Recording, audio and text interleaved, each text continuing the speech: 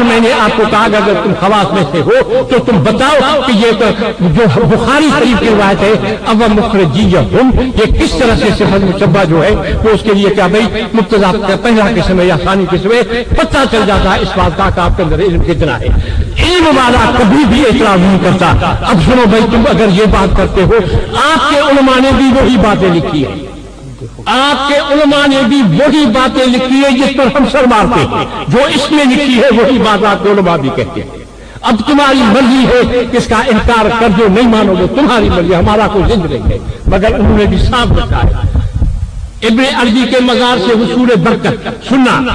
غیر مقلدین کے امام نواب صدیق نے ابن عربی کی مقبولیت کی طرف لوگوں کی توجہ مبذول کرانے کے لیے یہ بات بھی لکھی ہے کہ شیخ ارون کی قبر سے لوگ تبرک حاصل کرتے تھے، لوگ تبرک حاصل کرتے تھے، اور اس سلسلے میں انہوں نے کیا فرمایا کہ میں نے شیخ ابن عربی کی قبر کی زیارت کی ہے اور کئی بار جو ہے اس سے تبرک حاصل کیا ہے۔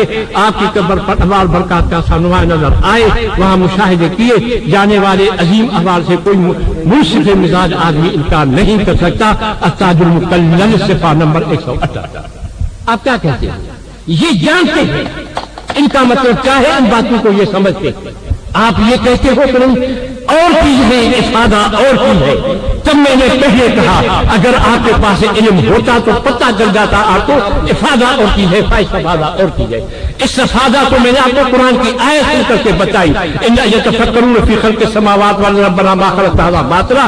اس کا مطلب یہ ہے کہ تم تفکر کرو، آسمان زمین میں تفکر کر کے کسی نتیجے پر پہنچو۔ یہ اللہ کے ولیوں کے لیے پیارے پیغمبر فرماتے جاؤ جا کر کے زیارت کر لو، اس سے یہ فائدہ حاصل کر لو۔ کیا فائدہ حاصل کر لو؟ یہ استفادہ ہے۔ کل ہمیں ان کے پاس جانا ہے۔ اللہ نے ان کے سینوں کے اندر ایمان رکھا تھا، اللہ نے ان کے سینوں میں تقویٰ رکھی تھی، تقویٰ اور ان کے ایمان کے ذریعے سے اللہ نے ان کے قبر کو باغ نبی صلی اللہ سے فرمایا قبر جو ہے وہ تو جنت کے ٹکڑوں میں سے یا ٹکڑا ہے یا جہنم کے ٹکڑوں میں سے ایک ٹکڑا ہے۔ یہ ہے کہ وہاں جا کر کے یہ فکر کرنا، تفکر کرنا، جیسے اللہ نے فرمایا کہ اللہ الالباب، عقل والوں کا کام یہ ہوتا ہے کہ وہ تصور کرتے ہیں، سوچتے ہیں، فکر کرتے ہیں۔ اللہ کے قانون یہ بتلاتا ہے کہ تم جو ہے فکر کرو اور فکر کرنے سے استفادہ حاصل کر لو، یہ نہیں کہ وہ فائدہ دیتے ہیں۔ میں بار بار کہتا ہوں کہ بابا افادہ نہیں ہے، نہیں ہے، نہیں ہے، اور وہی بار بار آیت تلاوت کرتا ہے۔ اب انشاءاللہ سب کو پتہ چل چکا ہوگا، اللہ کے فضل سے علماء دیوبند کے پاک علم میں ہوگا تاکہ کس طرح سے وہ باتیں کرتے ہیں۔ آپ ایسے اعتراضات لوگوں کے سامنے کیوں پیش کرتے ہو؟ لوگوں کے سامنے ایسی باتیں کر کے لوگوں کو گمراہ کیوں کرتے ہو؟ آپ یہ کہتے ہو کہ ان کو حدیث پر عمل نہیں، آپ یہ کہتے ہو ان کو قرآن پر عمل نہیں، آپ یہ کہتے ہو کہ وہ جانتے نہیں ہیں، آپ یہ کہتے ہو یہ قبر کے پاس جاتے ہیں ان سے استفا نہیں ہے، نہیں ہے، نہیں ہے۔ ساری زندگی علماء دیوبند نے بریلوی کا ٹکر کے ساتھ مقابلہ کیا، شیعوں کے ساتھ مقابلہ کیا۔ شیعوں نے کہا کہ حضرت علی مشکل کشا ہے، ہم نے کہا نہیں ہے۔ شیعوں نے یہ کہا، بریلوی نے یہ کہا کہ بھائی فائدہ نہیں۔ میرے بھائیوں، جو کچھ مفتی صاحب کی ذمہ داری تھی کہ قرآن مجید کی آیت یا رسول اللہ صلی اللہ علیہ وسلم کی حدیث پیش کرتے اپنے عقیدے پر، ٹھیک ہے۔ اب دیکھیے عقیدہ کیا ہے، یہ میں نے آپ کو پڑھ کے سنا دیا تھا، ایک بار پھر سن لیں۔ کہتے ہیں اب رہا مشائخ کی روحانیت سے استفادہ اور ان کے سینوں اور قبروں سے باطنی فیوز پہنچنا سو بے شک صحیح ہے، مگر اس طریق سے جو اس کے اہل اور خواص کو معلوم ہے، نہ اس طرح سے جو عوام میں رائج ہے۔ میں نے مفتی صاحب نے قبرستان کی مثال پیش کی کہ ایک جہنم کے گڑھوں میں سے ایک گڑھا یا جنت کے باغوں میں سے ایک باغ، یہ سب کے لیے ہے یا نہیں؟ جو بھی عوام قبرستان پہ جائے گی اس کو یہ فائدہ حاصل ہوگا یا نہیں؟ مولانا یہ خاص فائدے کی بات چل رہی ہے، عام لوگوں کی قبروں پہ نہیں جانا ہے، بزرگ کی قبر پہ، مشائخ کی قبر، مشائخ کی قبر، مشائخ کی قبر کے لفظ ہے۔ اور فائدہ کس کو پہنچے گا؟ صرف خواص کو، اہل کو، جس کو طریقہ معلوم ہے۔ ہم تو یہ طریقہ بھی پوچھنے والے تھے آپ سے، کون سا طریقہ ہے؟ ہاں تو مولانا یہ بتائیے، آپ یہ دھوکہ ہے کہ آپ زیارت قبور کی حدیثیں بیان کرنا شروع کر دیجیے۔ دوسری بات، آپ نے جو صدیق حسن خان صاحب کا حوالہ دیا تھا، معذرت کے ساتھ کتاب پیش کیجیے گا، حوالہ دیکھنا ہے اور کتاب کا مطالبہ کیا جا سکتا ہے۔ تو مولانا آیت یہ حدیث پیش کیجیے. آپ کہتے ہیں یہ کہتے ہیں کہ بزرگوں کی قبروں سے فائدہ پہنچنا سو بے شک صحیح ہے, اور آپ فرماتے ہیں کہ فائدہ نہیں پہنچتا.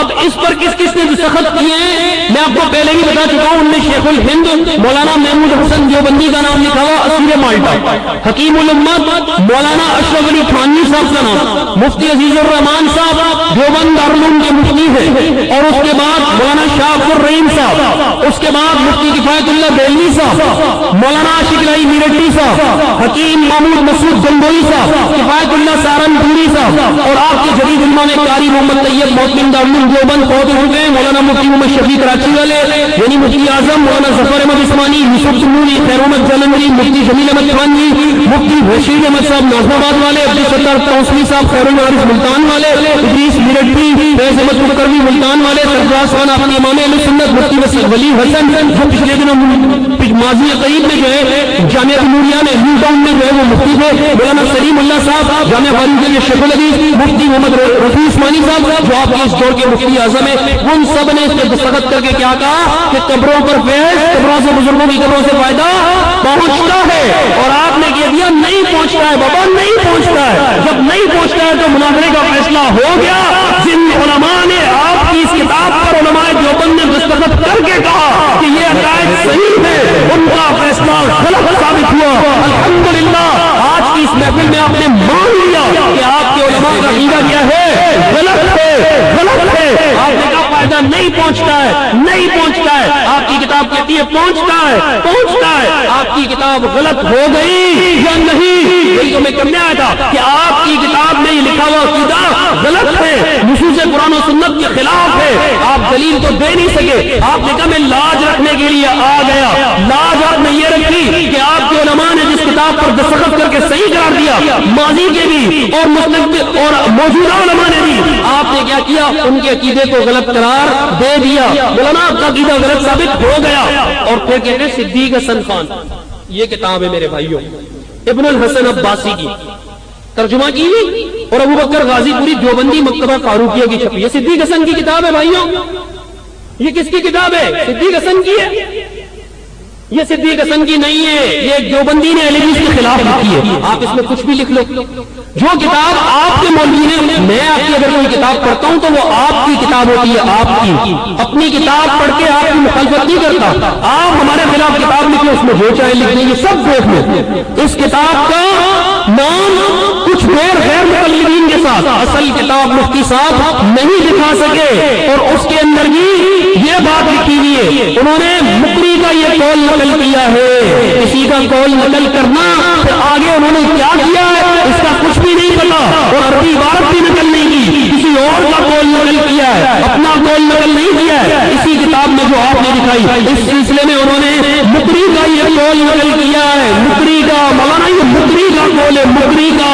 صدیق حسن کی کتاب نہیں, دیوبندی کی کتاب, اور قرآن صدیق حسن کا نہیں, مقری کا. اور آپ چلیں کہنے کہ یہ اہل حدیث تمہاری اپنی کتابوں میں لکھا ہے. پھر سن لیجئے, قرآن کے خلاف, حدیث کے خلاف اگر ہماری اپنی بھی کتاب میں لکھا ہو تو ہم اس کتاب کو سینے سے ہرگز نہیں لگائیں گے. ہم کہہ دیں گے حق وہ جو اللہ نے کہا اور رسول نے کہا. دیکھ لیجئے فریق مخالف سرفراز خان صفدر صاحب کیا فرماتے ہیں, آپ نے ملاحظہ کر لیا, فریق مخالف کی طرف سے ایک بھی نص قطعی خبر مطابق پیش نہیں کی گئی جس سے یہ ثابت ہوتا کہ علماء دیوبند کا یہ عقیدہ, یہ میں اپنی طرف سے یہ جملہ لگا رہا ہوں. وہ بریلیوں کو کہتے ہیں کہ کوئی آیت نص قطعی اور خبر متواتر پیش نہیں کی. میں آپ سے کہتا ہوں اپنی پیش کی جس کو میں دیوبند کا عقیدہ صفحہ 45 پر لکھا ہوا صحیح ثابت ہو جاتا.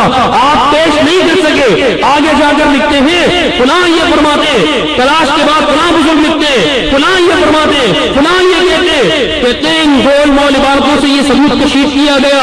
مولانا اس سے نہیں ہوتا. آگے کہتے ہیں انہوں نے رد و یابس کمزور باتوں کو نقل کیا, متفسرین اور متصوفین کی باتیں لکھ ماری.